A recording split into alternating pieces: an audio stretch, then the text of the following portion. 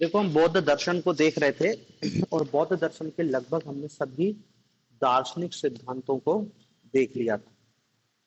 जो छोटी मोटी चीजें हैं जो डायरेक्ट जैसे 3 नंबर के क्वेश्चन के रूप में पूछी जा सकती है, वो भी हमने लगभग देख लिया है कि आपसे 4 आर्य सत्य पूछे जा सकते हैं। आपसे अष्टांगिक मार्ग पूछा जा सकता है। बौद्ध धर्म के त्रिरत्न ये भी पूछा जा सकता है। बौद्ध धर्म के त्रिशरण, त्रिशरण, त्रिशरण के अंतर्गत है, पहला है बुद्ध,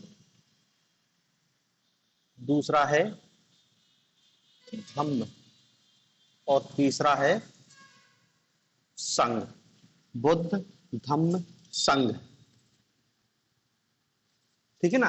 त्रिशरण अलग है, त्रिरत्न अलग है।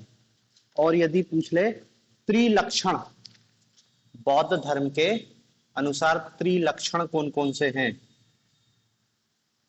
तो त्रिलक्षण में है सर्वम दुखम, सर्वम क्षणिकम, सर्वम दुखम, सर्वम क्षणिकम और सर्वम आत्मम, सर्वम अनात्मम, अनात्मम। ये त्रिलक्षण है। त्रिशरण, त्रिलक्षण, त्रिरत्न। पंचस्कंद तो हम आत्म अनात्मा विचार में लिख लिए हैं। पंचस्कंद रूप, वेदना, संज्ञा, संस्कार और विज्ञान। पंचशील भी बता दिया, सत्य, अहिंसा, अस्तेय, ब्रह्मचर्य और मदिरा का त्याग। पंचशील भी हो गए। और देखो, पंचशील में ही 5 तो ये बताया था, इसके अतिरिक्त 5 के अतिरिक्त क्या बताया था, 5 और चीज बताया था जो क्या है, भिक्षुणी और भिक्षुणुओं के लिए अनिवार्य है। टोटल 10 बताया था ना। पंचशील में 5 तो वो हो गए थे और 5 अतिरिक्त और थे जो भिक्षुओं के लिए है। क्या था उसमें, नृत्य ज्ञान का, नृत्य गायन का त्याग करना, कोमल सैया का त्याग करना, असमय भोजन का त्याग करना। तो वो टोटल 10 हो गए। तो यदि पूछे कि बौद्ध धर्म के 10 शील कौन कौन से हैं, तो वही 10 शीलों की चर्चा करना। 10 शील में पंचशील और 5 जो भिक्षुओं के लिए अनिवार्य थे, वो टोटल 10 शील हो गए हैं बौद्ध धर्म के अनुसार। 10 शील, ठीक है। तो 10 शील, अष्टांगिक मार्ग और आदर्श, 2 प्रकार के आदर्श बताए गए हैं। 2 प्रकार के आदर्श हैं, एक है अरहत और एक है बोधिसत्व। बोधिसत्व ये महायान के अनुसार है और ये हीनयान के अनुसार है। मतलब देखो, बौद्ध धर्म का आदर्श या बौद्ध धर्म के अनुसार जीवन का चरम लक्ष्य निर्वाण की प्राप्ति है। लेकिन आगे चल के जब बौद्ध अलग अलग संप्रदायों में बटेंगे तो वो निर्वाण को भी अलग अलग अपने रूप में परिभाषित करेंगे। और एक क्या कह देगा, अरहत, और एक कह देगा बोधिसत्व। ठीक है। त्रिशरण, त्रिरत्न, पंचस्कंद, पंचशील, 10 शील, त्रिलक्षण, अष्टांगिक मार्ग, आर्य सत्य और इसमें अष्ट महास्थल। अष्ट महास्थल, अष्ट महास्थल।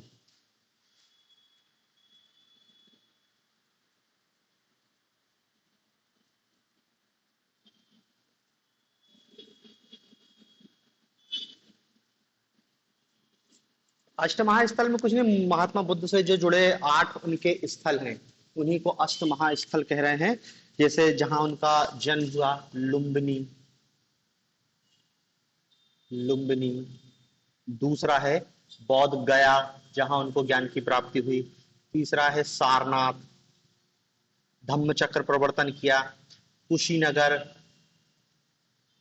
कुशीनगर, श्रावस्ती, संकाशय, संकीशा, राजगृह, वैशाली। ये मतलब महात्मा बुद्ध जो 45 साल उनने अपना प्रवचन दिया तो इन विभिन्न स्थानों पर देखो, यहाँ तो उनका जन्म हुआ इसलिए ये है, बोध गया में उनको ज्ञान की प्राप्ति हुई, सारनाथ ने अपना पहला उपदेश जो 5 भिक्षुओं को दिया वहीं से उन्होंने कहा धम्म चक्र प्रवर्तन हुआ है, कुशीनगर पावा में जानते उनको महापरिनिर्वाण की प्राप्ति हुई है, और यहाँ पर वो उन्होंने अपने ज्यादातर समय बिताया है। तो ये अष्ट महास्थल है बौद्ध धर्म से संबंधित।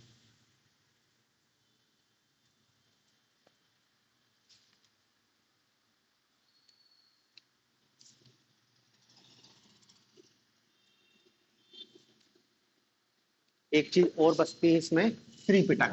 त्रिपिटक भी पूछा गया है पेपर में। त्रिपिटक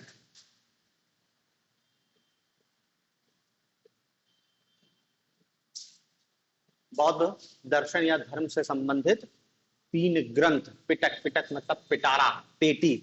महात्मा बुद्ध की मृत्यु के बाद, देखो महात्मा बुद्ध ने तो अपने जीवन में केवल प्रवचन दिए हैं, उन कोई भी प्रवचन को लिपिबद्ध नहीं किया गया। तो उनका जरूरत क्या है, मैं बोल रहा हूं लोग सुन रहे हैं। उन्होंने अपने शिष्यों को भी धर्म चक्र प्रवर्तन के लिए भेजा कि तुम भी अपने धर्म का प्रचार करो, तो उस प्रचार करते रहे। उनके मरने के बाद, मरने के भी 200-300 साल बाद, जो बौद्ध लोग थे उनने सोचा हमको महात्मा बुद्ध के वचनों को लिपिबद्ध करना चाहिए। तो लिपिबद्ध करने के लिए उन्होंने क्या है, अब वो मीटिंग बुलाएंगे, वही पहली बौद्ध संगति, दूसरी बौद्ध संगति, तीसरी बौद्ध संगति, चौथी बौद्ध संगति। 4 बौद्ध संगति हुई थी, 4 मीटिंग हुई थी। तो इन्हीं मीटिंग में पहली जो बौद्ध संगति हुई थी उसी में निर्णय लिया गया था कि हमको बौद्ध वचनों को लिपिबद्ध करना चाहिए। तो जो बौद्ध वचनों को लिपिबद्ध किया गया है वही 3 ग्रंथों में किया गया है जिन्हें त्रिपिटक कहते हैं संयुक्त रूप से। एक है विनय पिटक,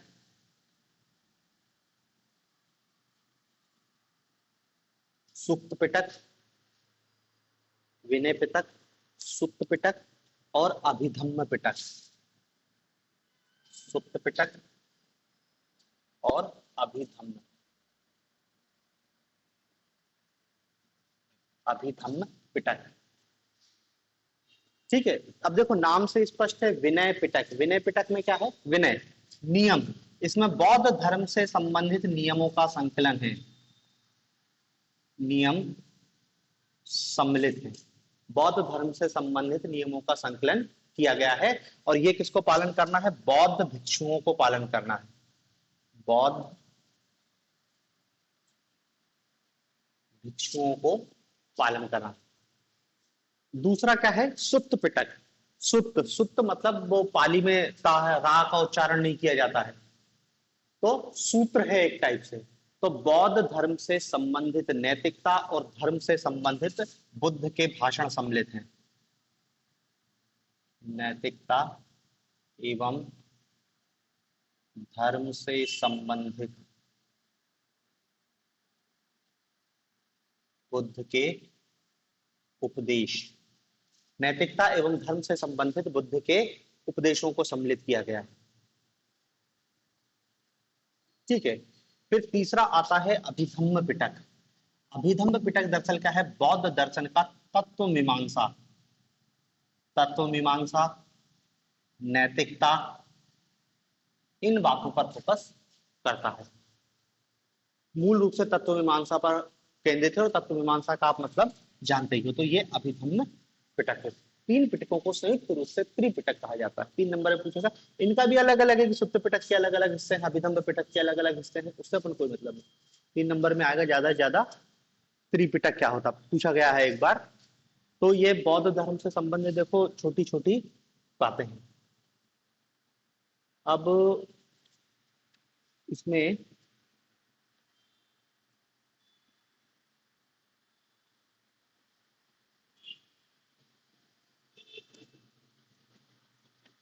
एक चीज और है, बौद्ध धर्म के संप्रदाय।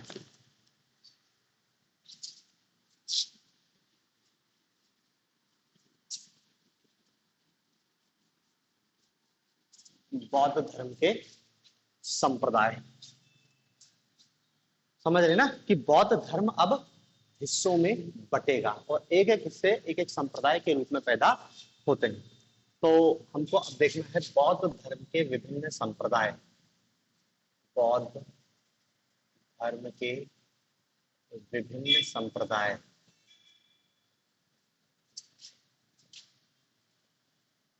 बौद्ध धर्म के विभिन्न संप्रदाय। देखो, महात्मा बुद्ध ने फोकट चिकल्लस करने से बचने के लिए तत्व मीमांसीय प्रश्नों पर मौन का अवलंबन किया। 14 प्रश्न, 10 प्रश्न, 14 प्रश्न बताते हैं ईश्वर है या नहीं। वो ईश्वर के संदर्भ में तुमने उनको नकारा है। जगत की उत्पत्ति किसने की, जगत कहां से आया। ऐसे जो तत्व मीमांसीय प्रश्न है, मोक्ष कैसा होता है, निर्वाण में कैसा होता है, मौन का अवलंबन किया। इसलिए मौन का अवलंबन किया कि बहस ना हो, क्योंकि तत्व मीमांसीय प्रश्नों को आप समझा नहीं सकते, उनकी तार्किक व्याख्या संभव ही नहीं। जब तार्किक व्याख्या संभव नहीं तो उन पर बात करना समय की बर्बादी है। आप बात करोगे तो फिर उसका काउंटर उत्पन्न होगा और फिर क्या है, विवाद बढ़ेगा और फिर क्या है, जीवन का जो मूल लक्ष्य है, दुखों की समाप्ति, निर्वाण की प्राप्ति, उससे भटक जाएंगे और हम तत्व मीमांसीय प्रश्नों पर ही उलझ कर रह जाएंगे। मतलब तत्व मीमांसीय प्रश्न ऐसे है, केवल बौद्धिक खुजलाहट है। आप नहीं जान सकते जगत कहां से आया, क्यों परेशान हो रहे हैं। जीवन से दुख की समाप्ति करो, निर्वाण प्राप्त करोगे, सब समझ जाओगे। अभी इन प्रश्नों को मतलब इनकी बौद्धिक पूर्ति संभव नहीं है कि कोई तुमको समझा दे जगत कहां से आया, जगत कैसे बना। कितना भी समझाएगा कोई, उसका काउंटर हो ही जाएगा। मतलब उसको फिर आपको व्याख्यायित करना पड़ेगा और आप उन चीजों की व्याख्या नहीं कर सकते। तो उन्होंने क्या है, तत्व मीमांसीय प्रश्नों पर मौन का अवलंबन किया। मतलब देखो, इसी विवाद से बचने के लिए बुद्ध ने तत्व मीमांसीय प्रश्नों पर मौन का अवलंबन किया। मौन का अवलंबन, नहीं बोले। अपने ज्यादातर भाषणों में वो क्या है, दुख पर ही फोकस रखा गया कि मैं तुम्हारे जीवन से दुखों की समाप्ति की बात कर रहा हूं, तुम फालतू बात कर रहे हो। क्या कर लोगे, जगत कहां से आया, क्या कर लोगे, ईश्वर है या नहीं है, क्या कर लोगे ये जानकर कि हम मरने के बाद कहां जाते हैं, मरने के बाद क्या होता है, स्वर्ग कहां है, नर्क कहां है। यार, जो चीज तुमको दिख नहीं रही है, जो चीज के बारे में नहीं देखा तुमने कब, उसमें क्यों, जो चीज दिख रही है, ये दुनिया, तुम्हारा जीवन, यही वास्तविकता है। देखो, क्षणिक बात की बात कर रहे हैं, क्षण, एक क्षण है तुम्हारे पास, ना तो भूत है तुम्हारे पास, ना भविष्य है, केवल क्षण है। और इस क्षण में भी तुम यदि इन फालतू प्रश्नों के उत्तर करोगे तो वो क्षण तो निकल गए। मतलब समय का पहिया तेजी से घूम रहा है और तुम उन फोकट प्रश्नों पर चर्चा कर रहे हो। तो इसलिए इन्होंने कहा है फालतू प्रश्नों पर मौन का अवलंबन किया ताकि विवाद ना हो। तो जब तक वो जिंदा रहे तब तक तो विवाद नहीं हुआ, लेकिन मरने के बाद तो विवाद होगा ही होगा, क्योंकि मरने के बाद अब उनके अनुयायी, ठीक है ना। और किसी भी गुरु धर्म तो बर्बादी में सबसे मेन योगदान उसके अनुयायियों का होता है। मतलब जितने भी धर्म है, जितने भी व्यक्ति है, जितनी भी विचारधारा है, उनमें यदि बर्बादी है तो उसका मुख्य कारण उनके अनुयायी हैं। क्योंकि अनुयायी क्या है, अपने आप को महान साबित करने के लिए अपने गुरु, अपने धर्म, अपने भगवान को महान और महान से महान और ईश्वर बना देते हैं, आदमी से ईश्वर बना देते हैं। यही बुद्ध के साथ हुआ, यही हर महान हस्ती के साथ होता है। बुद्ध एक साधारण आदमी से देवता, ईश्वर, आत्मा, पर मतलब पता नहीं क्या बन गए। वो एक साधारण आदमी से। हर विचारधारा के साथ यही होता है कि विचारधारा व्यक्ति को विरोधी नुकसान नहीं पहुंचाते। हमको क्या लगता है कि विरोधी लोग इसको नष्ट कर देंगे। अरे विरोधी तो बाद में नष्ट करेंगे, उसको सबसे पहले नष्ट कौन करता है, उसके अनुयायी ही। क्योंकि अनुयायी की प्रवृत्ति यही रहती है, भेड़े रहते हैं ना, वो इकट्ठी भीड़, और जहां भीड़ होती है भीड़ का विवेक तो होता नहीं, तो वो बर्बादी के रास्ते पे चालू हो जाता है। तो बौद्ध धर्म भी फिर क्या है, बुद्ध के महापरिनिर्वाण के पश्चात, मतलब देखो विवाद, बुद्ध के महापरिनिर्वाण,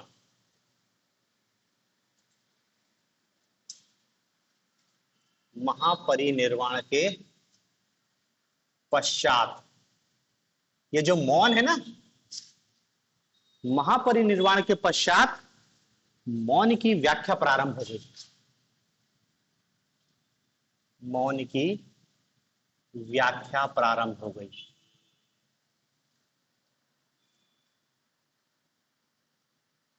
बस यहीं से विवाद चालू हो गया। यदि अनुयायी में थोड़ा सा सब्र होता कि जब महात्मा बुद्ध ने मौन का अवलंबन किया है तो तुम भी उन प्रश्नों पर चुप ही रहो भैया। जब महात्मा बुद्ध तुम्हारे जो गुरु है, तुम्हारे जो भगवान है, जो तुमको सब कुछ, वो चुप रह रहे हैं तो तुम क्यों मुंह चला रहे हो? लेकिन नहीं, अनुयायियों की तो ये प्रवृत्ति ही रहती है कि ऐसा होना चाहिए। तो बस जितने आदमी उतनी व्याख्या। कुछ लोग कहेंगे कि नहीं, उनने मौन का अवलंबन किया, उस मौन का मतलब ये, मतलब देखो सामने वाले व्यक्ति ने इसलिए नहीं कहा कि मैं कुछ भी कहूंगा उसकी व्याख्या प्रारंभ हो जाएगी, इसलिए मैं कुछ कहता ही नहीं। लेकिन अनुयायी ऐसे रहते हैं कि उनने उस मौन की व्याख्या भी प्रारंभ कर दी।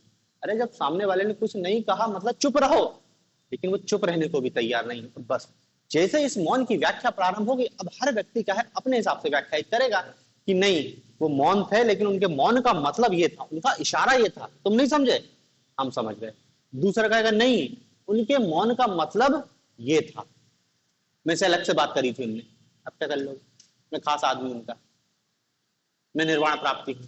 तो अब मौन की जब व्याख्या प्रारंभ हुई, जैसे व्याख्या प्रारंभ हुई, बौद्ध धर्म अनेक संप्रदायों में विभक्त होना चालू हो जाएगा। बौद्ध धर्म अनेक संप्रदायों में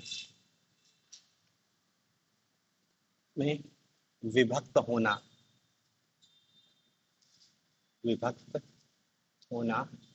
चालू हो जाएगा, प्रारंभ हो जाएगा। अनेक संप्रदायों में विभक्त होना शुरू हो जाएगा। और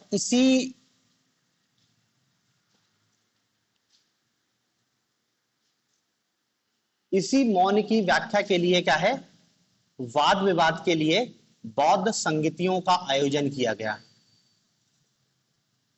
बौद्ध संगीतियों का आयोजन किया गया। बौद्ध संगीतियों का आयोजन किया गया। इन संगीतियों का आयोजन का उद्देश्य क्या होता था? बौद्ध वचनों की व्याख्या करना। अशोक ने कराई, कालाशोक ने कराई, कनिष्क ने कराई। 4 बौद्ध संगीतियां आयोजित होती हैं अलग अलग समय पर, अलग अलग विद्वानों के द्वारा। मतलब सारे बौद्ध विद्वानों को इकट्ठा कर लेते थे, वही इकट्ठा कर लिया। हाँ, अब बताओ आत्मा के संदर्भ में बौद्ध का क्या विचार है? एक कुछ कह रहा, एक कुछ कह रहा, कोई हल तो निकलना ही नहीं। अंत में क्या होगी? लड़ाई होकर सब अपने अपने घर चले जाएंगे, और लड़ाई इतनी बढ़ जाएगी कि तुम अलग और हम अलग, हमारा रास्ता अलग है, तुम्हारा रास्ता अलग है। मतलब देखो महात्मा बुद्ध ने इतना सरल दर्शन दिया कि विवाद ना हो, उन्हें लफड़ों में नहीं पिया, सीधे 4 आर्य सत्य दिए। उन्होंने प्रति समुत्पाद स्वीकार किया, क्षणिकवाद स्वीकार किया, और सीधे अष्टांगिक मार्ग की बात बताने लगे कि ये 8 चरण है, इस पर चल लो और मोक्ष की प्राप्ति कर लो। मतलब एक रास्ता दे रहे हैं मोक्ष की प्राप्ति का। लेकिन उनके मरने के बाद उनके अनुयायी 2 रास्ते, 4 रास्ते बना लिए, 6 रास्ते बना लिए कि नहीं ये रास्ता सही है, तो कह रहा ये रास्ता सही है। मतलब वो कहेंगे महात्मा बुद्ध इधर जाने की बात कर रहा था, एक कहेगा नहीं महात्मा बुद्ध तो इधर जाने की बात कर रहा था, एक कहेगा तुम पगले हो इधर जाना था, एक कहेगा नहीं इधर जाना था, महात्मा बुद्ध तो मर गए।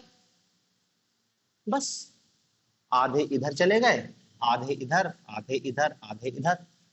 और फिर ऐसा नहीं है कि ये एक आदमी यहां से तोड़ के अलग ले जाएगा, अब उसके अनुयायी बनेंगे, उसके अनुयायी फिर इसको तोड़ेंगे। और ये हर धर्म की कहानी, हर संप्रदाय, जैसे जैसे संप्रदाय धर्म बड़ा होते जाता है टूटते जाता है, टूटते जाता है। टूटने का कारण क्या है? अनुयायी अपने हिसाब से चीजों की व्याख्या कर लें।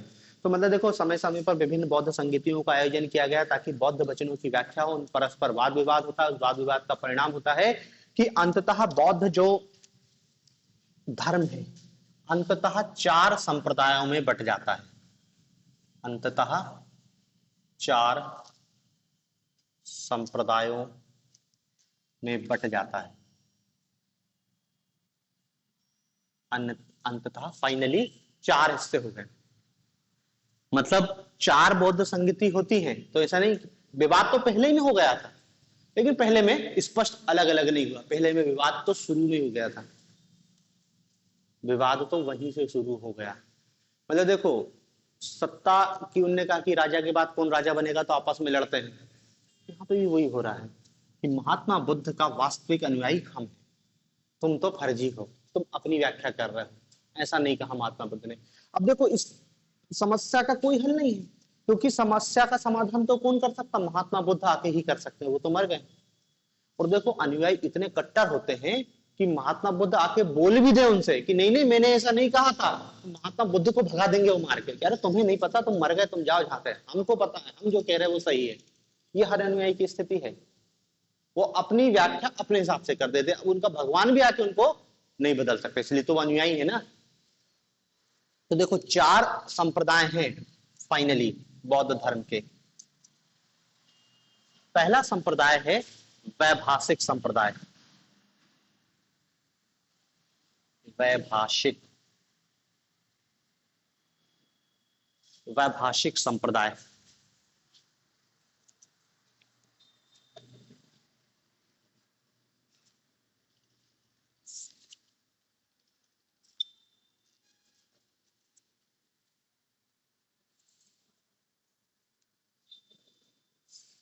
वैभाषिक संप्रदायों को बाह्य प्रत्यक्षवादी संप्रदाय भी कहते हैं।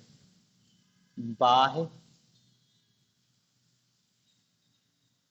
प्रत्यक्षवादी, वैभाषिक संप्रदाय को बाह्य प्रत्यक्षवादी संप्रदाय भी कहते हैं। देखो, अब हमको केवल एक लाइन याद करना है। वैभाषिक संप्रदाय की मानता है कि बाह्य वस्तु की सत्ता का ज्ञान प्रत्यक्ष से होता है। 4 वाक्य टाइप। बाह्य वस्तु की सत्ता का ज्ञान प्रत्यक्ष से मानने वाला सिद्धांत, मानने वाला सिद्धांत वैभाषिक कहलाता है। वैभाषिक, बाह्य वस्तु की सत्ता है वो किससे प्राप्त हो रहा है, उसका ज्ञान हमको प्रत्यक्ष से। 4 वाक्य जो बात कर रहा था। फिर ये पहला संप्रदाय हो गया। दूसरा संप्रदाय इसमें बनता है सौतांत्रिक। वैभाषिक, वैभाषिक से थोड़ा सा अलग हो जाते हैं, तो बन गया दूसरा संप्रदाय। दूसरे संप्रदाय का नाम है सौतांत्रिक।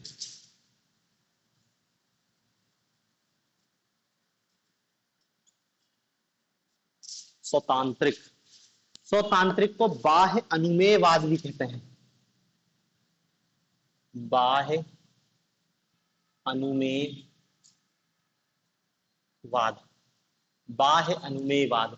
और स्वतांत्रिक क्या मानता है कि बाह्य वस्तु की सत्ता का, जो बाहर की वस्तु है उसकी सत्ता का ज्ञान अनुमान से होता है। बाह्य वस्तु की सत्ता का ज्ञान अनुमान से, मतलब दोनों को मानता है कि बाह्य वस्तु की सत्ता का ज्ञान प्रत्यक्ष से भी होता है और बाह्य वस्तु की सत्ता का ज्ञान अनुमान से भी होता है।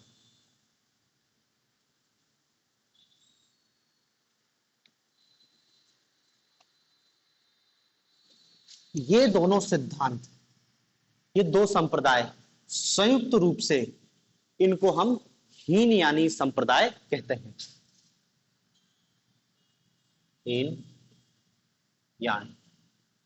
हीनयान संप्रदाय कह लो, इनको वस्तुवादी संप्रदाय भी कहते हैं, क्योंकि ये वस्तु की सत्ता को स्वीकार करते हैं।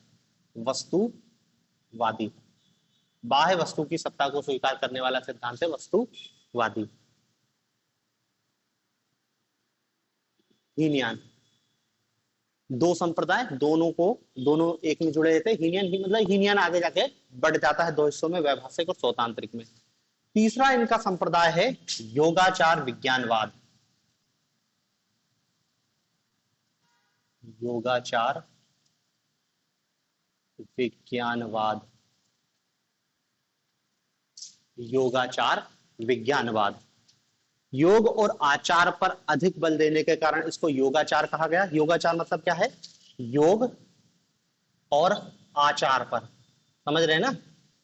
योग मतलब हमारा जो योग है, समाधि पर, आसन पर अत्यधिक बल दिया, और आचार मतलब नैतिक नियमों पर। योग और आचार पर अधिक बल दिया। अधिक बल देने के कारण क्या कहते हैं, इसको योगाचार कहते हैं। और दूसरा शब्द क्या है उससे, विज्ञानवाद। विज्ञान को एकमात्र सत्य मानने के कारण, विज्ञान को एकमात्र सत्य मानने के कारण, विज्ञान को एकमात्र सत्य मानने के कारण इसको विज्ञानवादी कहते हैं। विज्ञान, विज्ञान का यहां पर मतलब है प्रत्यय, आइडिया। ये प्रत्ययवादी है, प्रत्ययवादी मतलब समझ रहे हैं ना, वस्तुवादी प्रत्ययवादी। वस्तुवादी मतलब क्या है, बाहर वस्तु की सत्ता को मान रहा है कि वो उस वस्तु है, बाहर है, उसका अस्तित्व है और उसका हमको ज्ञान इंद्रियों से प्राप्त हो रहा है या अनुमान से प्राप्त हो रहा है। प्रत्ययवादी का कहते हैं कि नहीं, वस्तु की सत्ता नहीं है, हमको वस्तुओं का प्रत्यय, आइडिया वो प्राप्त हो रहा है, वही हमारे ज्ञान का एकमात्र साधन है। तो ये प्रत्ययवादी हो गए, योगाचार, विज्ञानवाद। और चौथा संप्रदाय है माध्यमिक शून्यवाद। माध्यमिक शून्यवाद, माध्यमिक शून्यवाद बाह्य जड़ पदार्थों की सत्ता की खंडन करते हैं। ये भी क्या करते हैं, ये भी प्रत्ययवादी है, मतलब बाह्य वस्तु की सत्ता का खंडन, बाह्य वस्तु की सत्ता का खंडन, बाह्य वस्तु की सत्ता का खंडन करते हैं। और बुद्ध के द्वारा प्रतिपादित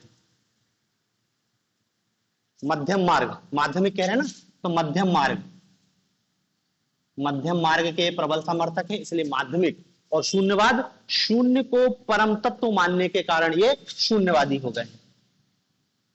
शून्य को परम तत्व मानने के कारण, शून्य को परम तत्व मानने के कारण क्या है, शून्यवादी हो गए। तो ये चार संप्रदाय हैं मूल रूप से। आगे और है, आगे एक और वज्रयान और पैदा हो जाएगा, अपन को मतलब नहीं। ये चार संप्रदाय हैं, ये हीनयान हो गया और ये दो कौन हो गए, संयुक्त रूप से हैं महायान। मतलब सबसे पहले बौद्ध संप्रदाय हीनयान और महायानों में ही बटा, फिर हीनयानी और महायानी भी आगे चलकर बट गए, क्योंकि विभाजन तो रुकता नहीं, और विभाजित तब तक होते रहे जब तक बौद्ध धर्म का पतन नहीं हो गया।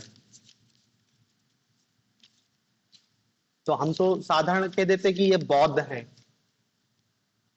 लेकिन सवाल है कौन से बौद्ध हैं, हीनयानी है, महायानी है। फिर हीनयानी में भी तुमने कहा कि सौतांत्रिक हो, कि वैभाषिक हो, कि योगाचार विज्ञानवादी हो, कि माध्यमिक शून्यवादी हो, इतने संप्रदाय हो गए। मतलब एक जो व्यक्ति पैदा हुआ उससे बढ़ते बढ़ते ऐसा संप्रदाय हुआ कि सब अलग अलग है। कहने को बौद्ध है, लेकिन हो सकता है चीन में अलग बौद्ध है, जापान में अलग बौद्ध है, श्रीलंका में अलग बौद्ध है, थाईलैंड में अलग बौद्ध है। सब अलग अलग संप्रदाय है, सबका अपना अपना बौद्ध धर्म है। महात्मा बुद्ध से कोई संबंध नहीं किसी का। भाई थाईलैंड जाओगे वो भी बौद्ध है, म्यांमार जाओगे वो भी बौद्ध है, बौद्ध की मूर्ति रख के पूजा कर रहे हैं, श्रीलंका में भी बौद्ध है। सबकी अपनी अपनी व्याख्या है। व्यक्ति ने कहा इससे कोई मतलब नहीं, हम जो कह रहे हैं वो अंतिम सत्य है, ठीक है ना। तो ये है। अब देखो इसमें भी क्या है ना कि अलग अलग व्याख्या है इनकी। नागार्जुन ने दिया था माध्यमिक शून्यवाद, नागसेन, तो नागसेन के माध्यमिक शून्यवाद की व्याख्या, योगाचार विज्ञानवाद की व्याख्या। अपन इसको यहीं रोक रहे हैं, इसकी भी व्याख्या अलग अलग, लेकिन अभी तक पेपर में क्वेश्चन तो नहीं ही पूछा गया है, और तुम्हारी किस्मत अच्छी रही तो आगे भी नहीं पूछा जाएगा, क्योंकि ये फिर अलग, फिर तो कोई सीमा ही नहीं बचेगी ना, कितना पढ़ना पड़ेगा। हाँ, फिर बौद्ध थोड़ी बचा, क्योंकि ये तो क्या है, एक अलग संप्रदाय है, ये अपने हिसाब से बौद्ध की व्याख्या कर रहे हैं, इनका अपना इंटरप्रिटेशन है। ये अलग है, ये अलग है, ये अलग है, ये अलग है। हालांकि सब हैं, क्यों, क्योंकि सब महात्मा बुद्ध को स्वीकार कर रहे हैं, उनके आर्य सत्यों को स्वीकार कर रहे हैं, सब प्रतीक समुत्पाद को स्वीकार करते हैं, सब अष्टांगिक मार्ग को स्वीकार करते हैं। उसमें विवाद नहीं है, विवाद तत्व मीमांसी प्रश्नों में है। जैसे वस्तुवादी प्रत्ययवादी, ये कहते हैं वह बाह्य वस्तु की सत्ता है, ये कहते हैं बाह्य वस्तु की सत्ता नहीं है, आइडिया प्रत्यय का ज्ञान होता है हमको, बस इसी टाइप से ये छोटे मतलब फोकट के विवाद। और मान रहा है सब एक कि जो महात्मा बुद्ध ने कहा वही है, तो फिर जब उससे इस पे तो बहस करने के लिए मना ही कर गए थे ना, मौन। तो ये वही मौन की व्याख्या है कि वस्तु के संदर्भ में तुमने अपना दिमाग, तो ये इनका इंटरप्रिटेशन है। मतलब ये नागार्जुन का है, ये किसी और का है, ये किसी और का, ये किसी, सबका अपना अलग अलग है। हमको केवल क्या है, आपसे पूछेगा बौद्ध धर्म के विभिन्न संप्रदायों को समझाइए, तो ये बता देना, ठीक है। अंतर पूछ सकता है हीनयान और महायान, क्योंकि सबसे पहले हीनयानी और महायानी में ही बटा, और फिर वो आगे जाके बटते गए बटते गए। तो हीनयान और थोड़ा सा महायान देख लेते हैं। यदि क्वेश्चन पूछा गया तो हीनयान या महायान के संदर्भ में ही पूछा जाएगा।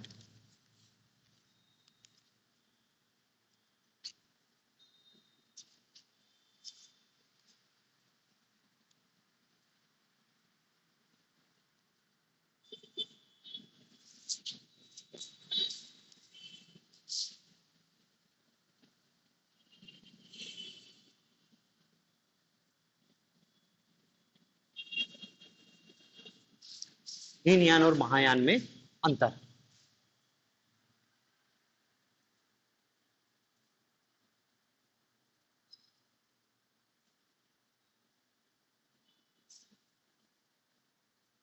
ठीक है, मतलब देखो वही महात्मा बुद्ध की मृत्यु के बाद, उनके महापरिनिर्वाण के बाद पहली बौद्ध संगति हुई थी, साइकिलिंग हुई थी, ताकि बौद्ध वचनों को लिपिबद्ध किया जाए।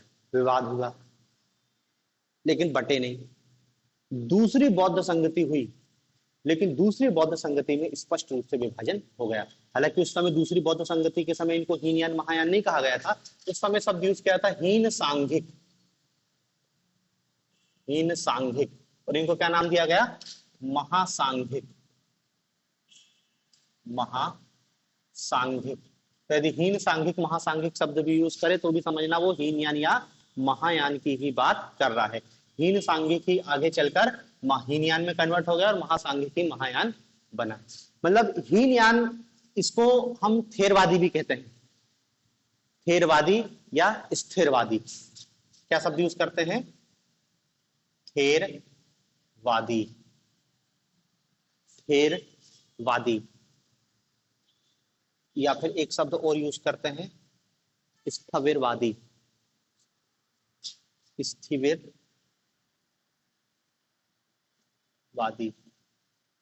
सब हीनयान के लिए।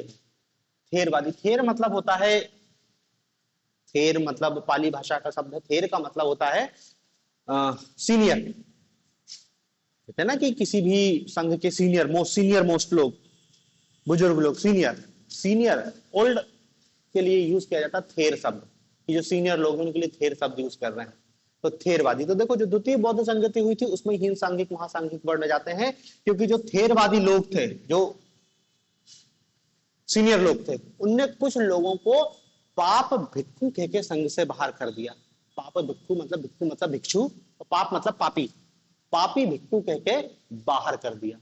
तो जो बाहर हो गए उनने अपना एक अलग गुट बना लिया, महासांघिक, वही हो गया महायान।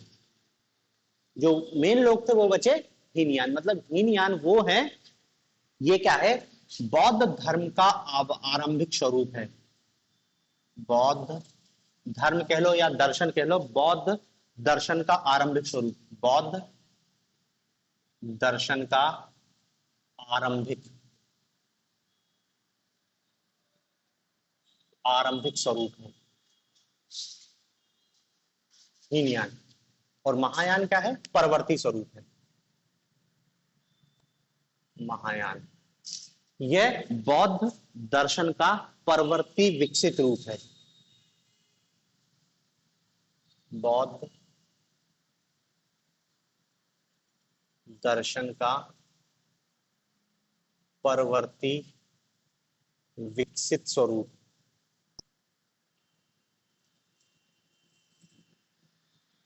विकसित स्वरूप ये थे, इनने लात मार के भगाया, इनने अलग संघ बना लिया, और ये इतना बड़ा संघ बनेगा कि ये खत्म हो जाएगा। आज जो कुछ है महायानी है, हीनयान तो नाम मात्र के वजह खत्म ही है। अब देखो अंतर क्या है इनमें मूल रूप से।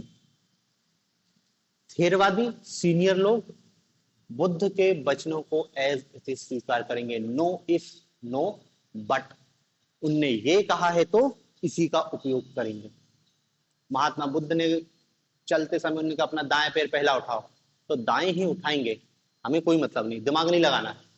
तो ये क्या हो गए, ये हो गए रूढ़िवादी एवं अनुदारवादी संप्रदाय। रूढ़िवादी एवं अनुदार संप्रदाय। और जो रूढ़िवादी होगा वो तो खत्म हो ही गई, जो उदारवादी होगा वो बचा रहेगा। तो महायान कैसा हो गया, उदारवादी एवं प्रगतिशील संप्रदाय। उदारवादी एवं प्रगतिशील संप्रदाय, ठीक है। ये रूढ़िवादी, बौद्ध वचनों को जो महात्मा बुद्ध ने कहा उसमें कोई हेरफेर नहीं होगा। ये थोड़ा हेरफेर कर लेते हैं कि यार अब समय बदल गया है, समय बदल गया है तो बदलते समय के हिसाब से हम बौद्ध नियमों में थोड़ा बहुत बदलाव कर सकते हैं। तो ये हो गए थोड़े से उदारवादी या प्रगतिशील, समय के साथ ये बदल रहा है, ये स्थिर है, इसलिए इनको स्थिरवादी कहा गया। जो है आज जैसा है कल भी वैसा, और कोई बदलाव की गुंजाइश नहीं। जो महात्मा बुद्ध ने कहा है उसको एज इट इज स्वीकार करना, बात खत्म हो गई। तीसरा इसमें अंतर है कि ये जो हीनयान संप्रदाय है इनका चरम आदर्श अरहत है। चरम आदर्श क्या है, अरहत। इनका चरम आदर्श है अरहत, ऐसा लिखना, अरहत, अरहत, चरम आदर्श है अरहत। अरहत मतलब क्या होता है, अरहत मतलब होता है, जो अरहत होता है वो स्वयं की मुक्ति का प्रयास करता है, स्वयं की मुक्ति का प्रयास, स्वयं की मुक्ति का प्रयास करता है। क्योंकि ये हीनयानी क्या कहते हैं कि देखो महात्मा बुद्ध ने कहा था आपको दीपो भवा, अपना दीपक स्वयं बनो। आपको अपने जीवन से दुखों का समापन स्वयं करना होगा, कोई नहीं आएगा। आप अपने जीवन में दुखों का कारण देखो, दुखों के कारण के बाद अष्टांगिक मार्ग पर चलो और अष्टांगिक मार्ग पर चलकर मोक्ष की प्राप्ति कर लो। अरहत व्यक्ति को अपनी मुक्ति स्वयं करनी पड़ेगी, कोई नहीं आएगा। महायान कहेंगे कि नहीं नहीं ये तो स्वार्थ हो गया, महात्मा बुद्ध इतना मतलबी वचन नहीं बोलेंगे। उनने अपना दीपक स्वयं बनो का मतलब ये बताया। अब देखो यही विवाद हो गया, मूल विवाद। ये प्रगतिशील उदारवादी ये क्या कहेंगे कि नहीं, व्यक्ति अपना मोक्ष प्राप्त कर ले और मोक्ष प्राप्त करने के बाद जन्म मरण के चक्र से मुक्त हो जाएगा, उसका अगला जन्म तो होगा नहीं, बात खत्म हो गई। ये तो स्वार्थ ही हो गया। महात्मा बुद्ध तो करुणा की बात करते थे, प्रेम की बात करते थे, दया की बात करते थे, करुणावान थे महात्मा बुद्ध। तो महात्मा बुद्ध इतनी मतलबी बात नहीं कहेंगे। तो इनका आदर्श क्या हो जाता है, इनका आदर्श ये बताते हैं कि हमारा आदर्श बोधिसत्व है, बोधिसत्व। इनने अपने जीवन का चरम आदर्श क्या बताया, बोधिसत्व। और बोधिसत्व और अरहत में मूल अंतर यही है कि जो बोधिसत्व होता है वो सभी मानवों की मुक्ति का प्रयास करता है, सभी जीवों की मुक्ति का प्रयास करता है।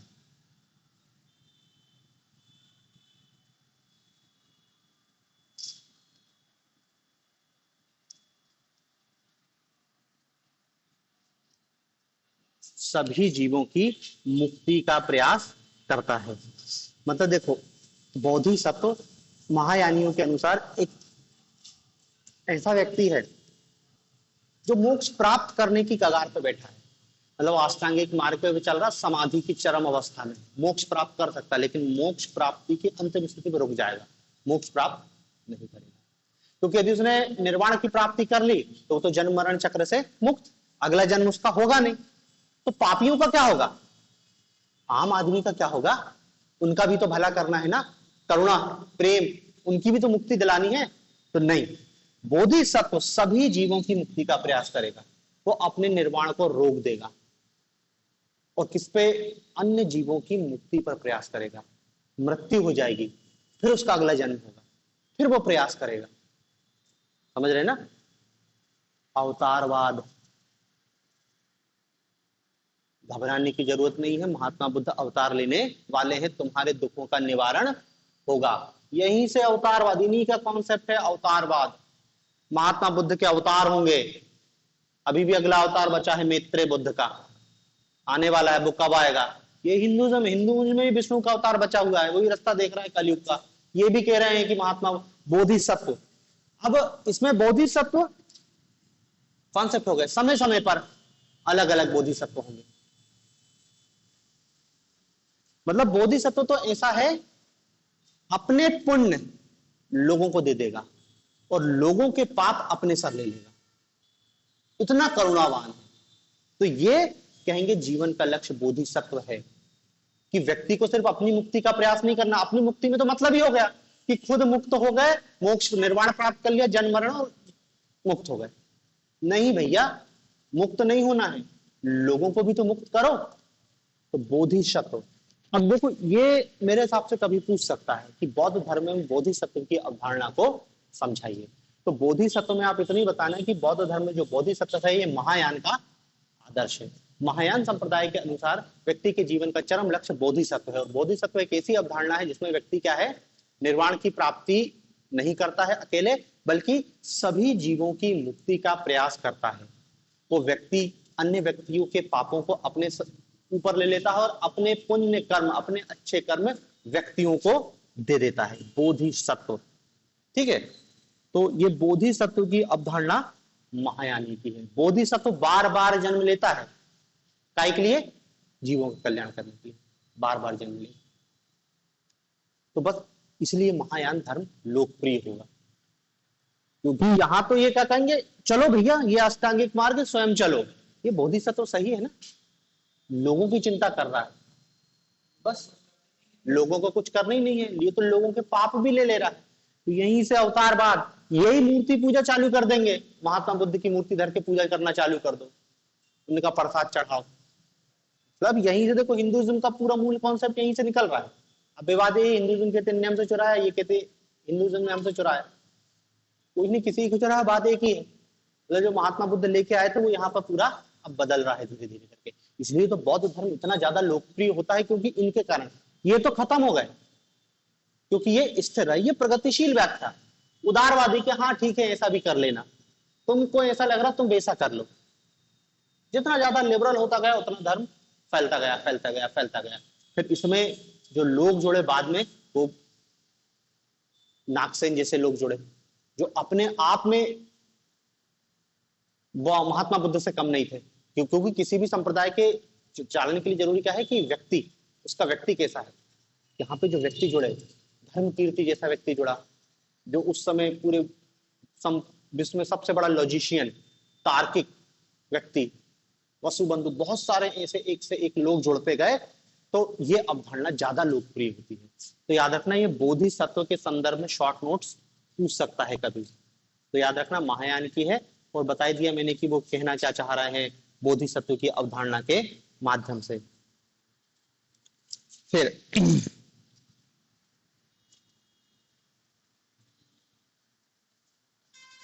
जो हीनयानी है,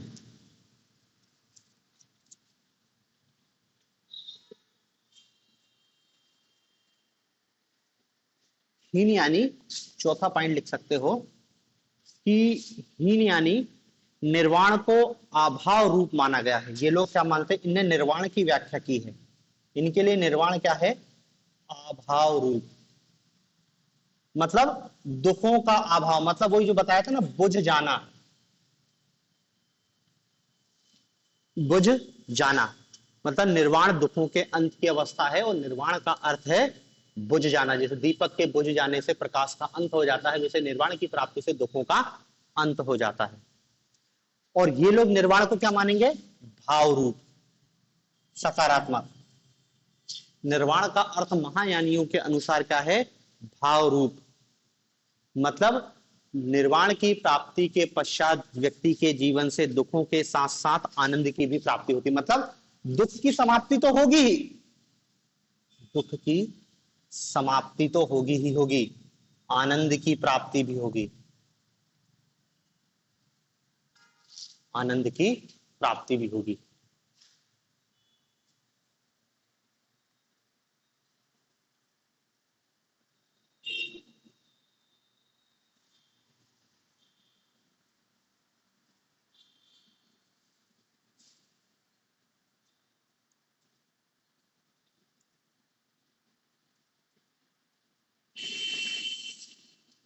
फिर एक अंतर बता सकते हैं कि हीन यानी अब भी बताया क्या थे, वस्तुवादी,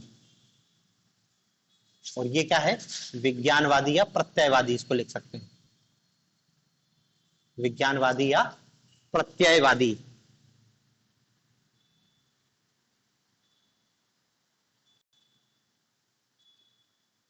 ठीक है। फिर एक अंतर और बता सकते हैं कि हीनयानियों के अनुसार जो महात्मा बुद्ध थे एक ऐतिहासिक व्यक्ति थे, बुद्ध ऐतिहासिक व्यक्ति,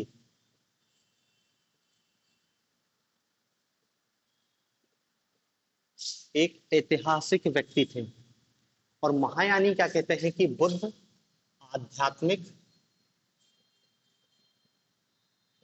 व तात्विक सत्ता है, तात्विक सत्ता है, आध्यात्मिक व तात्विक सत्ता है।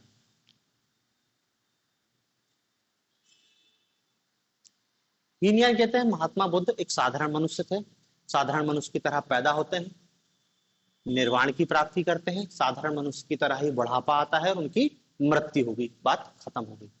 ये क्या कह रहे हैं, महात्मा बुद्ध साधारण आदमी नहीं थे, आध्यात्मिक सत्ता थी, मतलब वो चमत्कार जैसी कोई बात कर रहे हैं, आध्यात्मिक सत्ता थी, उनका अवतार हुआ था, आए और चले गए, आध्यात्मिक सत्ता, मतलब ये सीधे सीधे देवता ईश्वर इस टाइप के महात्मा बुद्ध को स्थापित कर दे रहे हैं।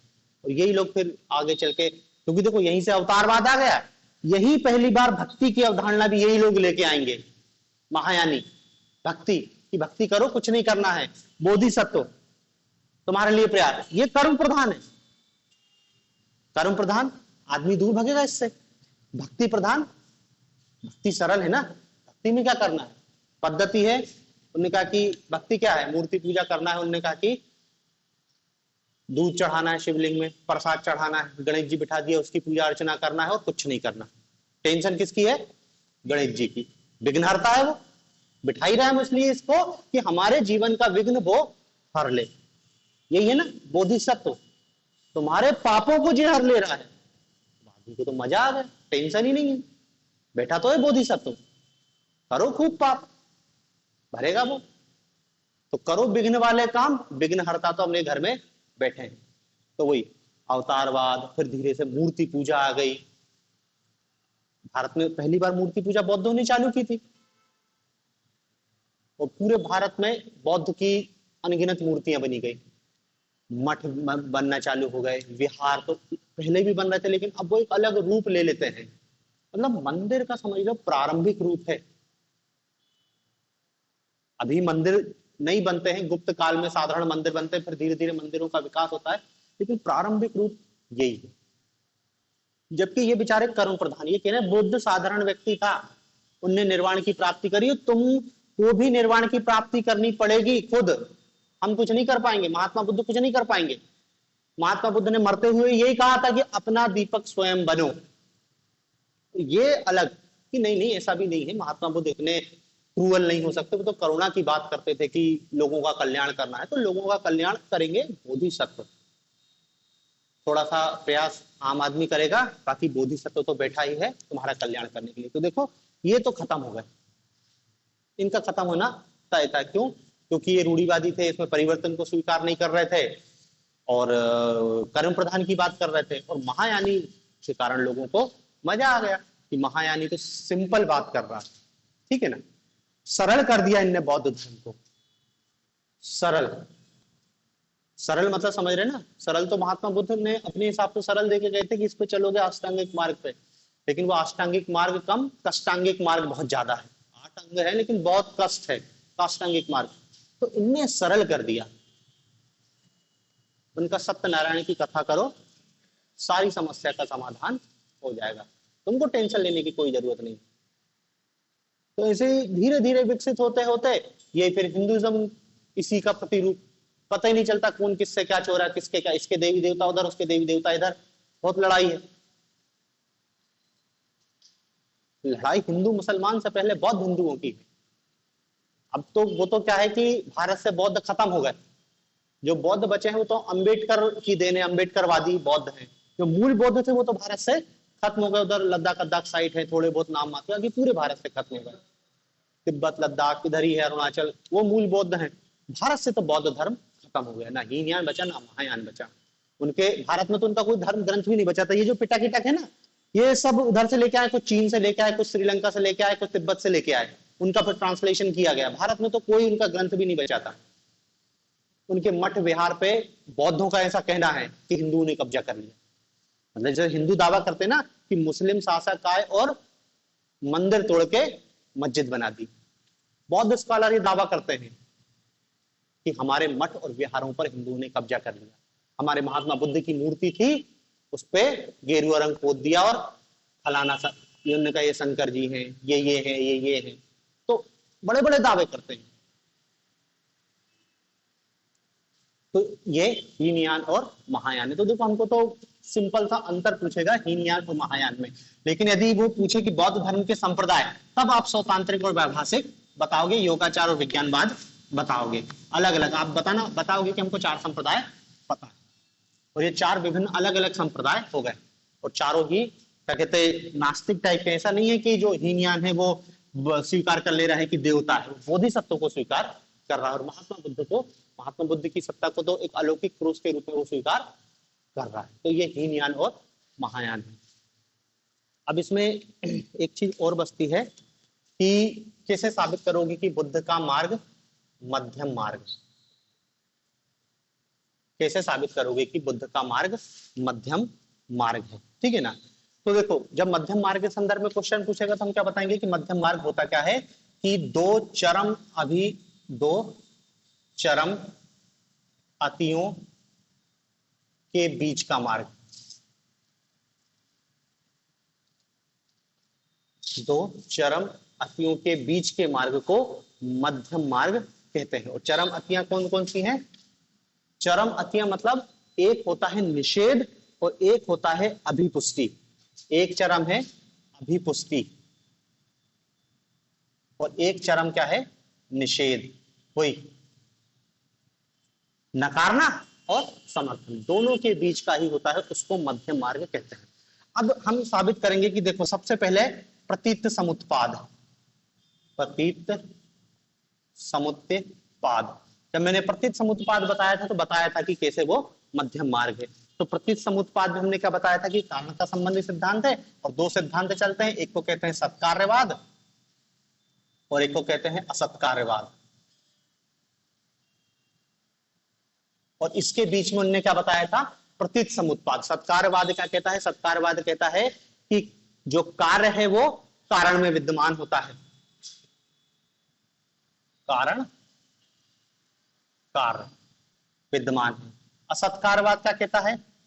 कारण कार्य, कार्य की नवीन उत्पत्ति स्वीकार करता है। लेकिन महात्मा बुद्ध इसमें क्या बोलते हैं कि नहीं, जो कार्य है वो कारण पर निर्भर है, कारण पर निर्भर है। प्रतीत समुत्पाद। तो एक प्रतीत समुत्पाद में बता देंगे मध्यम मार्ग, दूसरा क्या है? क्षणिकवाद में बता देंगे मध्यम मार्ग। क्षणिकवाद, क्षणिकवाद जब मैंने लिखवाया था तब भी हमने लिखा है कि 2 अतियां हैं, एक क्या नित्यता को स्वीकार करता है और एक विनाश को, मतलब वही शाश्वतवाद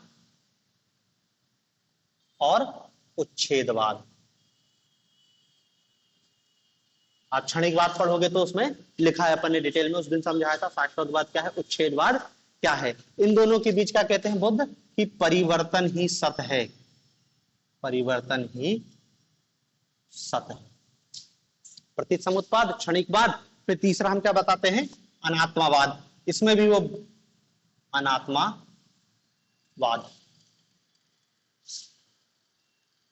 आत्मा के संदर्भ में भी दो विचार प्रचलित होते हैं। एक विचार का कहता है कि आत्मा नित्य और शाश्वत अमर तत्व है, और दूसरा क्या है, आत्मा को नष्ट होने वाली मानता है, उच्छेदवाद वही। और यह क्या कहते हैं, आत्मा पंच स्कंधों का संघात है, और वो संघात प्रतिक्षण परिवर्तनशील है, इसलिए आत्मा भी कैसी है, परिवर्तनशील। जब अनात्मावाद पढ़ा था तब हमने इसको समझाया था, उसको लिखा है, मतलब वहीं से उठा उठा के लिखना है, हम अलग से कुछ नहीं लिख रहे हैं। चौथा, आत्मा के स्वरूपों में भी मध्यम मार्ग लेके आते हैं। आत्मा का स्वरूप, आत्मा का स्वरूप, आत्मा के स्वरूप में क्या संबंध है? एक पक्ष क्या कहता है कि आत्मा शुद्ध चैतन्य स्वरूप है, चैतन्य स्वरूप, शंकराचार्य। और चार्वाक क्या कहता है, आत्मा भौतिक तत्व है, आत्मा भौतिक तत्व है।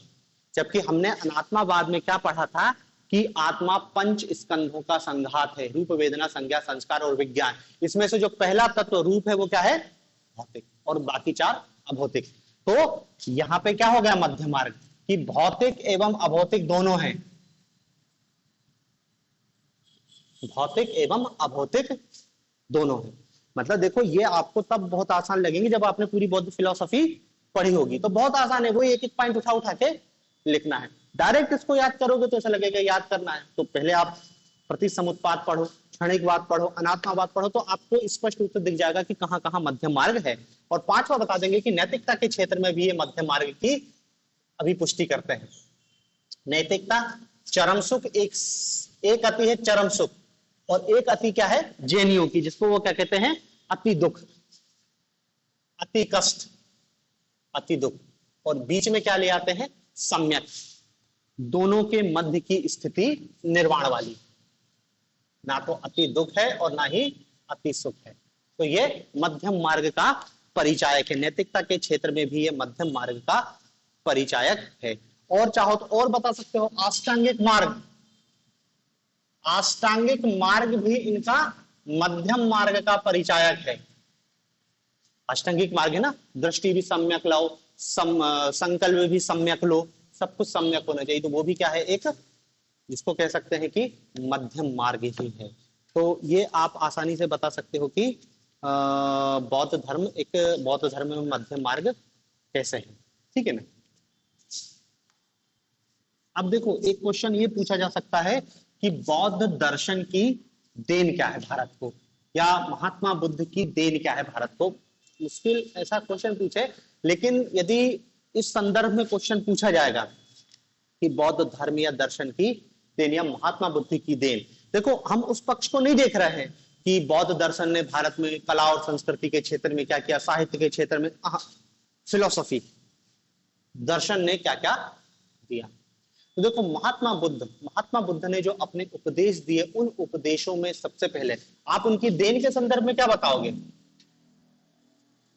सबसे पहले व्यक्ति को स्वावलंबी बनाने की प्रेरणा देते हैं, स्वावलंबी, आत्मनिर्भर बनाने की बात करते हैं, अपना दीपक स्वयं बनो, ये एक बहुत बड़ी बात है। कर्म प्रधानता, देखो भारत में जो कर्म प्रधानता है ये महात्मा बुद्ध ही लेके आते हैं, इतना ज्यादा इनने कर्मों पर जोर दिया, कर्म की शुद्धता पर बल दो, पूजा पाठ में कुछ नहीं धरा है।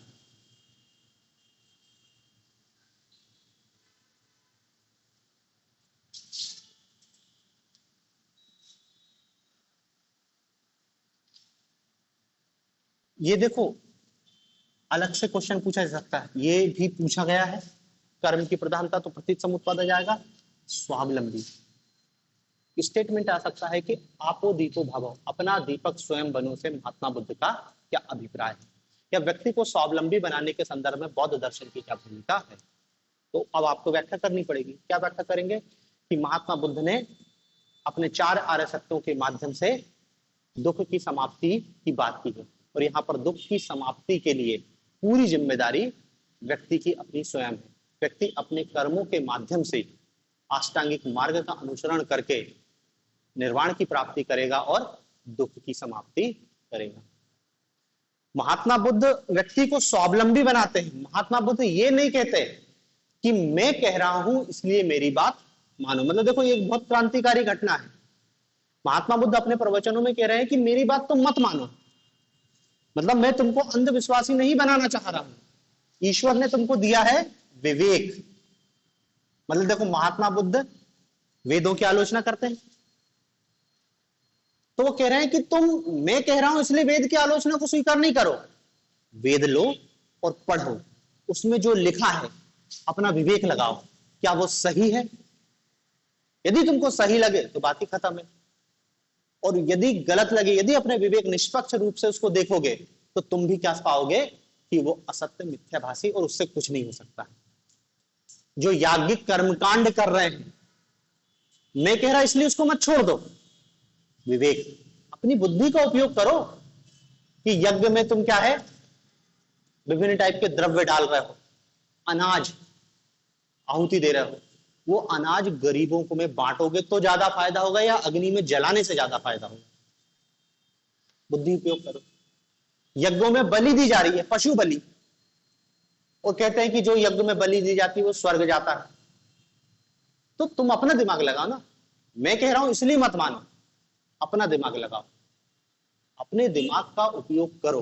तो व्यक्ति को पूरी तरीके से स्वावलंबी बना रहे हैं, वो ये मत कह रहे हैं कि मैं कह रहा हूं इसलिए मेरी बात मान लो, चार आर्य सत्य, तुम खुद विचार करो, खुद बैठो, खुद सोचो, मेरा अष्टांगिक मार्ग देखो, उस पर विचार करो, गलत लगे तो बात करो, सही लगे तो बात करो, लेकिन अपना विवेक उपयोग करो। ऐसा नहीं कि कोई ने, भेड़ मत बनो, भेड़ मत बनो। तो व्यक्ति को स्वावलंबी बनाने में सबसे बड़ी भूमिका है। और देखो, यदि व्यक्ति स्वावलंबी बन गया तो ना तो कोई धर्म बचेगा, ना कोई संप्रदाय बचेगा, और ना ही कोई संस्था, और ना ही कोई महान व्यक्ति बनेगा, बचेगा। क्योंकि व्यक्ति अपना गुरु, अपना दीपक यदि स्वयं बनेगा, और व्यक्ति पूरी दुनिया भटकेगा लेकिन अपना दीपक स्वयं नहीं बनेगा, वो हमेशा किसको ढूंढता है?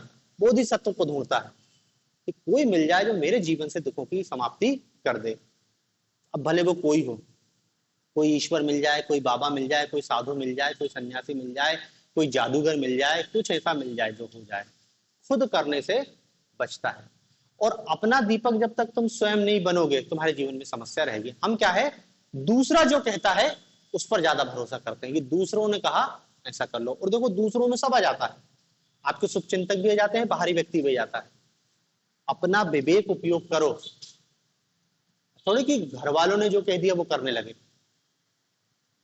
तुम्हारा विवेक है, हो सकता है घर वाले गलत हो सकते हैं, यहाँ तो महात्मा बुद्ध कह रहे हैं मैं भी गलत हो सकता हूं, तुमको ये दिया गया है, इसका उपयोग करिए। सभी व्यक्तियों में बराबर कम ज्यादा हो सकता है, लेकिन है सब व्यक्तियों में, इसका उपयोग करो। तो अपने जीवन के निर्णय तुम स्वयं लो, अपने जीवन के निर्णय तुम स्वयं लो, अपना दीपक स्वयं बनो।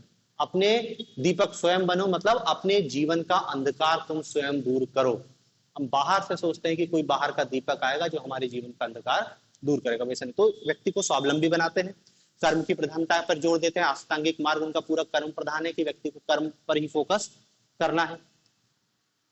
और बता सकते हैं कि जाति प्रथा, जाति असमानता का विरोध, बहुत कट्टर विरोध किया है जाति के संदर्भ में, ऊंच नीच का, वर्ण व्यवस्था का, जाति के जन्म के आधार पर उच्चता और निम्नता का जो निर्धारण है ये भी गलत है। व्यक्ति अपनी योग्यता के अनुसार ऊपर नीचे होगा। जाति प्रथा समानता के पक्षधर थे, ये सभी लोग समान है। बोला ना कि कोई भी व्यक्ति अष्टांगिक मार्ग पर चलकर निर्वाण की प्राप्ति कर सकता है। ऐसा थोड़ी कि मेरे घर में मेरा लड़का हुआ राहुल तो वही अगला निर्वाण करता बनेगा। भाई जो चलेगा वो बनेगा। तुम बन सकते हो, तुम बन सकते हो, तुम भी कोई भी निर्वाण की, क्या कहते हैं कि निर्वाण का मार्ग सबके लिए खुला है, उसमें कोई मनाही नहीं है।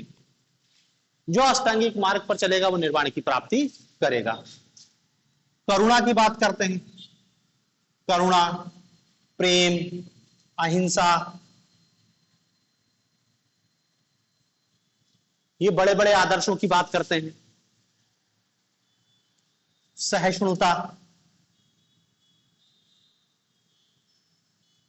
ठीक है ना, कि अपने विरोधी की गर्दन मत दबाओ, दूसरों के विचारों भावनाओं का आदर करो, उनसे वार्तालाप करो। विश्व बंधुत्व, विश्व शांति की बात करते हैं। प्राणी मात्र के कल्याण की बात करते हैं। विश्व बंधुत्व, विश्व शांति की बात करते हैं, प्राणी मात्र के कल्याण की बात करते हैं,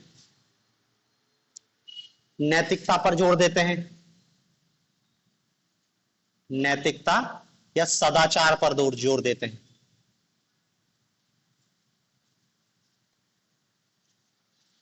नैतिकता और सदाचार पर जोर देते हैं, मतलब क्या कहते हैं कि पूजा पाठ, कर्म कांड, इनसे कुछ नहीं होना जाना है, अपने कर्मों को सुधारो, नैतिक बनो, नैतिक आचरण, शराब का त्याग करो, चोरी मत करो, सत्य बोलो, ये कुछ सिंपल सी बातें वो करते हैं। ठीक है ना। तो यही आप बता दोगे कि बौद्ध फिलॉसफी क्या देके गई है, या किस रूप में हम देख सकते हैं कि हमको क्या क्या प्राप्ति हो रही है।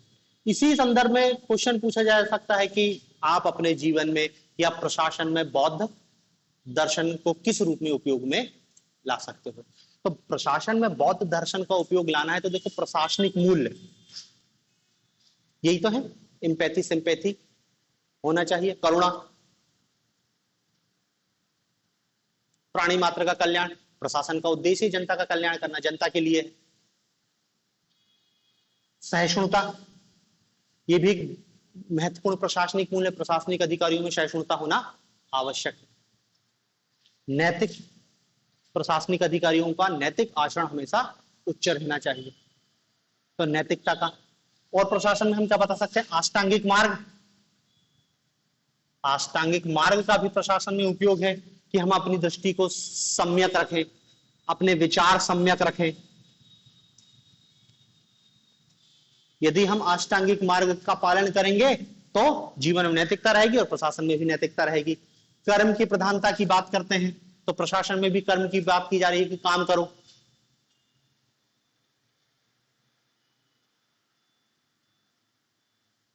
मध्यम मार्ग, प्रशासन में हमेशा हमको मध्यम मार्ग का उपयोग करना पड़ता है, हमेशा अति पर जाने पर प्रशासन में लाभ नहीं होता है। तो प्रशासन भी क्या है, मध्यम मार्ग पर ही चलने वाला सिद्धांत है, तो वो मध्यम मार्ग हम इस प्रशासन में भी उपयोग कर सकते हैं।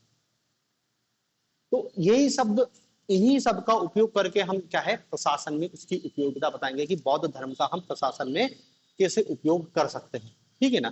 तो यही 4-5 पॉइंट में आप बता सकते हो कि प्रशासनिक सिद्धांतों में या प्रशासन में बौद्ध धर्म का क्या उपयोग हो सकता है। ठीक है ना। तो देखो, लगभग लगभग ये बौद्ध अपना कंप्लीट होता है। अब देखो, इस साल का यदि तुम पेपर देखोगे तो देखो, उनने एक क्या है, केस स्टडी दी है, बौद्ध धर्म से संबंधित केस स्टडी है। और केस स्टडी में उनने क्या उल्लेख किया है, महात्मा बुद्ध की कहानी लिखी है कि महात्मा बुद्ध सिद्धार्थ गांव में घूमता है, कोई बूढ़ा आदमी बीमार मृत्यु और साधु को देखता है, तो वो फिर घर घर जाता है, व्याकुल होते हैं और एक दिन महल को छोड़ के निकल जाते हैं। आत्मज्ञान की खोज शुरू होती है और ले दे के उनको ज्ञान की प्राप्ति होती है। इतनी कहानी उनने लिखी है। ठीक है। और फिर उसके आधार पे क्वेश्चन दिए। और हैरानी इस बात की है कि इन्हें जो केस स्टडी दी है उसका प्रश्नों से कोई संबंध नहीं। केस स्टडी नहीं भी देते तो सीधे सीधे उन्होंने क्वेश्चन पूछे हैं। केस स्टडी में भ्रमित और समय बर्बाद करने के लिए दी है।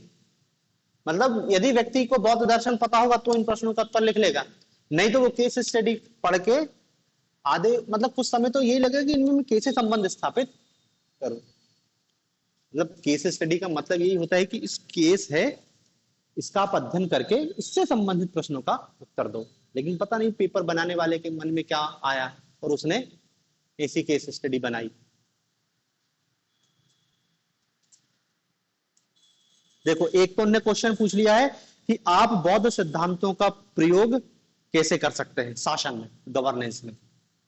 ये कि भाई प्रशासन में बौद्ध सिद्धांतों का उपयोग, तो बौद्ध का सिद्धांत सबसे पहले उनका मध्यम मार्ग। तो प्रशासन भी हमेशा हमको अतियों पर जाने से बचना चाहिए। प्रशासनिक निर्णय में अति का उपयोग नहीं करना चाहिए। अति सर्वत्र वर्जते का ही सिद्धांत प्रशासन में उपयोग होता है, तो हम इस मध्यम मार्ग का उपयोग प्रशासन में करेंगे। फिर उन्होंने कहा कि प्रशासन जन कल्याण के लिए होता है, तो बौद्ध द्वारा प्रतिपादित करुणा, अहिंसा, सहिष्णुता, ये सिद्धांत प्रशासन में होने चाहिए, तभी जन कल्याण सुनिश्चित हो सकता है। अष्टांगिक मार्ग, प्रशासनिक व्यक्ति को नैतिकता, या प्रशासनिक अधिकारियों में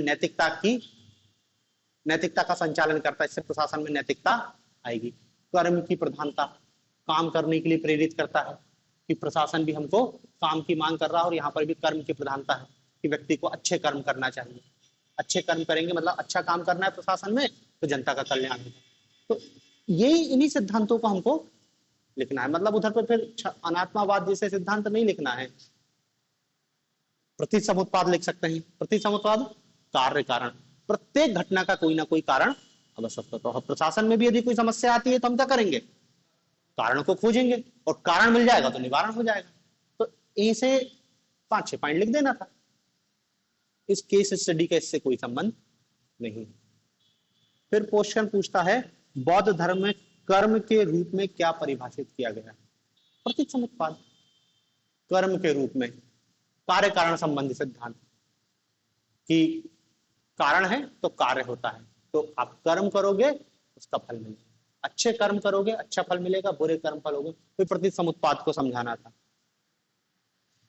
फिर है बौद्ध धर्म में मध्यम मार्ग किसे कहा जाता है।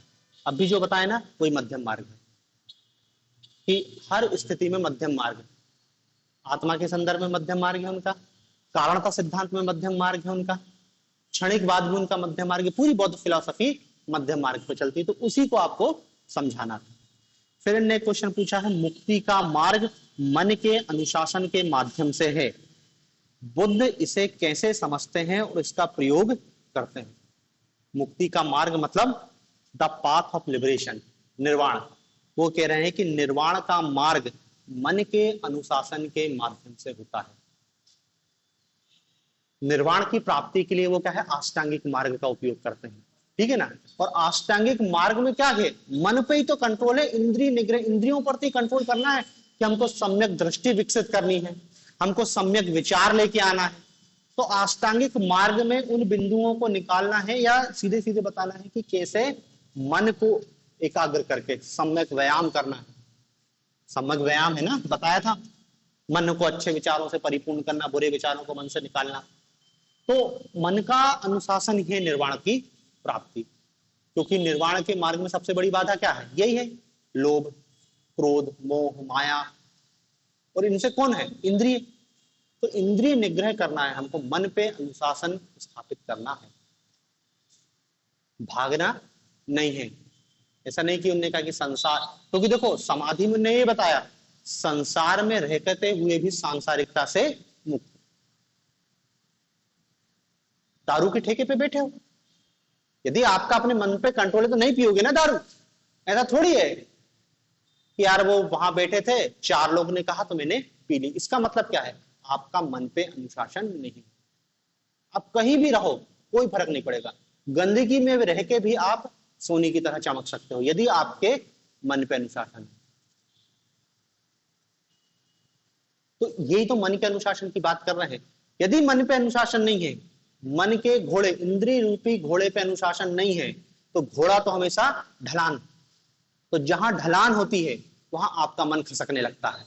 तो जो भी बुरी प्रवृत्तियां हैं वो नीचे ले जाने वाली, तो मन बहुत तेजी से दर भागता है, और जो आगे ले जाने वाली, निर्वाण की ओर, मुक्ति की ओर ले जाने वाली है, उधर मन जाने से बचेगा। तो आपको मन पे संयम और अनुशासन, तो यही तो पूरे दर्शन में समझाया है, तो यही आपको समझाना था।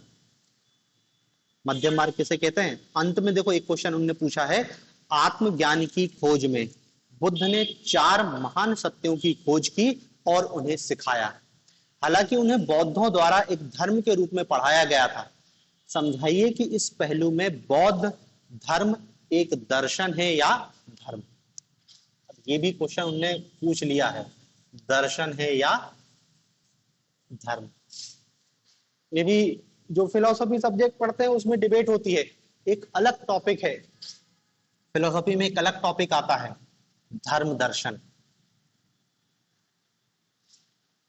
आपको पहले धर्म का मतलब पता हो, दर्शन का मतलब पता हो, तब तो बताओगे कि ये धर्म है कि दर्शन है।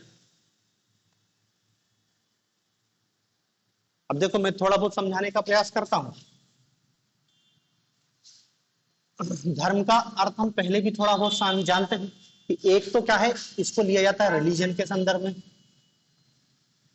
और रिलीजन क्या है? रिलीजन का अर्थ है रेलिगियर शब्द से बना है, जिसका अर्थ क्या होता है? बांधना, जो ईश्वर को मनुष्य से बांधे। ले देके ईश्वर और मनुष्य अलौकिक सत्ता में विश्वास, अलौकिक सत्ता को जो मनुष्य से जोड़े वही क्या है? रिलीजन। अलौकिक सत्ता में विश्वास, अलौकिक सत्ता में विश्वास, रिलीजन। दर्शन, दर्शन का अर्थ क्या होता है? फिलोसफी कह लो या दर्शन कह लो। फिलोसफी शब्द दो शब्दों से बनता है, फिलोधन सोफिया, ज्ञान के प्रति अनुराग, वो फिलोसफी है। और दर्शन, दर्शन का मतलब भी वही होता है देखना, मतलब ले देखे दर्शन की ये बात है कि क्या है? जीवन और जगत से जुड़े हुए प्रश्नों का उत्तर खोजना, ये दर्शन। कि जीवन क्या है, जगत क्या है, ईश्वर, आत्मा, मोक्ष क्या है, वस्तु की सत्ता क्या है, यही दर्शन है। जीवन जगत,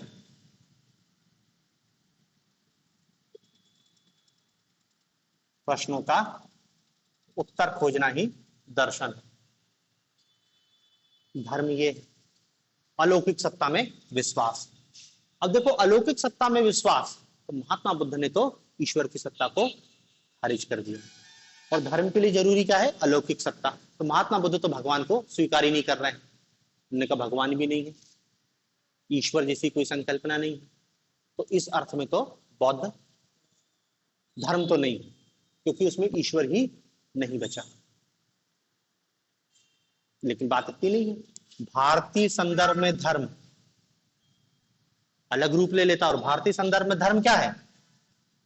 नैतिकता, सदाचार। मनुस्मृति में 10 लक्षण बताए ना, 10 लक्षणों धर्मा, ये 10 लक्षण होने चाहिए। तो 10 लक्षण उनको पढ़ोगे तो वही है नैतिकता।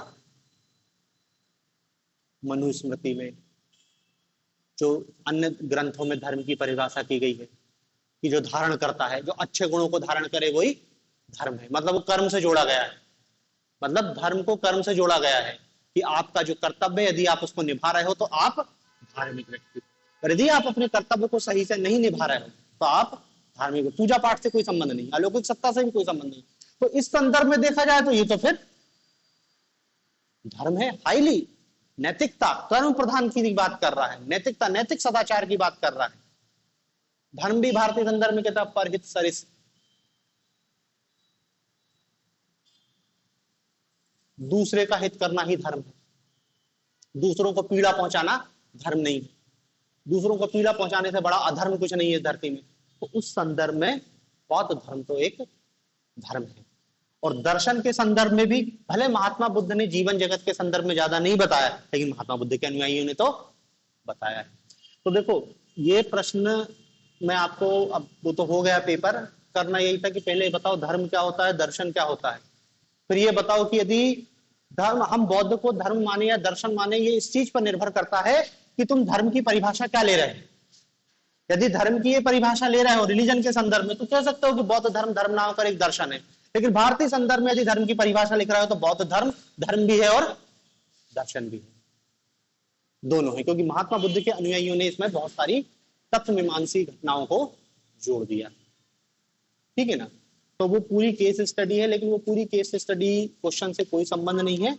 आपको बौद्ध फिलोसफी अच्छे से पता होगी तो उनके आप आंसर लिख पाओगे। अब इस बार उन्हें ऐसी केस स्टडी पूछ ली, अभी पता नहीं वो क्या पूछते हैं। अब अपन ने तो बौद्ध फिलोसफी को पूरा देख लिया, ठीक है ना। अब कल से हम इसमें, अब देखो एक चीज और बचती है, बौद्ध और जैन धर्म में समानता। समानता तो देखो अपन इतिहास में पढ़ते ही हैं, थोड़ा बहुत अंतर और थोड़ी बहुत समानता तो आप जानते ही हो। बौद्ध और जैन धर्म में समानता और असमानता, समानता तो हमको दिख ही रही है कि दोनों ही क्या है, कर्म प्रधानता की बात कर रहे हैं, दोनों ही सुधारवाद है। मतलब देखो सिंपल है बहुत, बौद्ध और जैन में समानता, समानता दोनों क्या है, सुधारवादी है, रिफॉर्मिस्ट, दोनों ही कर्मकांड विरोधी हैं। हालांकि दोनों में ही कर्मकांड आ गए,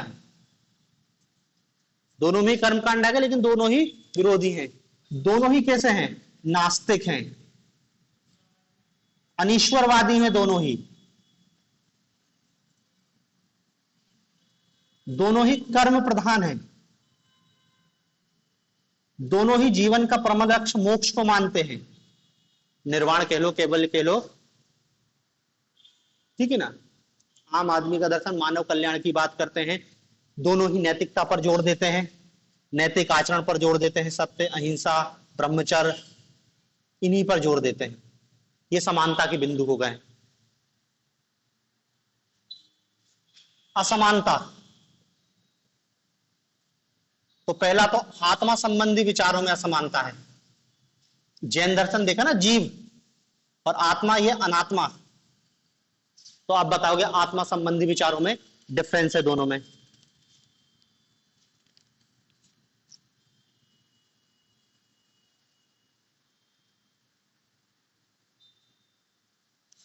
दूसरा अहिंसा, जैनों ने अहिंसा पर अत्यधिक जोर दिया है।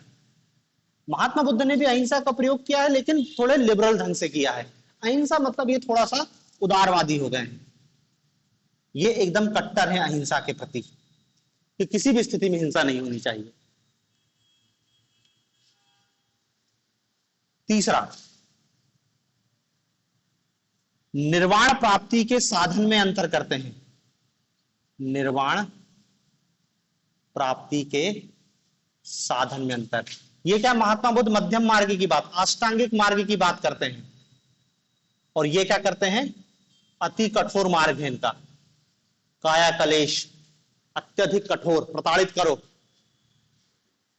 निर्वाण की अवधारणा में भी दोनों का अंतर है। निर्वाण की अवधारणा में भी अंतर है। जो बौद्ध हैं वो निर्वाण को हमने देखा है कि क्या बताया है, उनने जीवन से दुखों की समाप्ति और आनंद की प्राप्ति को ही बताया है। जबकि जो जैन धर्म है वो जीवन, निर्वाण का अर्थ है शरीर से मुक्ति और सांसारिक दुखों से त्याग, ये उनके लिए निर्वाण का अर्थ है, ठीक है ना। और बता सकते हैं कि ये पंचशील की अवधारणा देते हैं, ये पंच महाव्रत की अवधारणा देते हैं, ऐसा करके कुछ अंतर। तो ये समानता असमानता तो कॉमन है, ये अपन हिस्ट्री में भी पढ़ते हैं। तो देखो ये हमारा बौद्ध धर्म से संबंधित सभी चीजें हो गई हैं। अब हम कल से शंकर को पढ़ेंगे।